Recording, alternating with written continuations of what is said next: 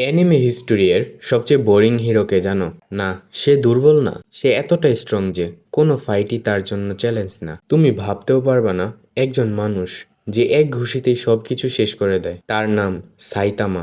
একদম সাধারণ থেকে হয়ে গেছে পৃথিবীর সব থেকে ওভার পাওয়ার্ড হিরো। তার পাওয়ার এত বেশি যে dragon level monster, villain, even alien boss সবাইকে এক পাঞ্চে শেষ করে দিতে পারে। ফাইট শুরু হওয়ার আগেই সব শেষ হয়ে যায়। তার টার্গেট ছিল একটাই, 100 পুশ আপস, 100 সিট আপস আর 100 স্কোয়াডস এবং প্রতিদিন 10 কেমি রান। এইগুলোই তাকে বানিয়েছিল সব থেকে স্ট্রং হিরো। কিন্তু সমস্যা হলো তার কোনো এক্সাইটমেন্ট নাই, কারণ সে কখনো ফুল পাওয়ার ইউজ করার চান্সই পায় না। তার সাথে আছে জেনোস, যে তাকে সেন্সি বলে ফলো করে, আর পুরো হিরো ওয়ার্ল্ড ওর পাওয়ার বুঝতেই পারে না। এই অ্যানিমেটা দেখায় টু মাচ পাওয়ার, নো হ্যাপিনেস।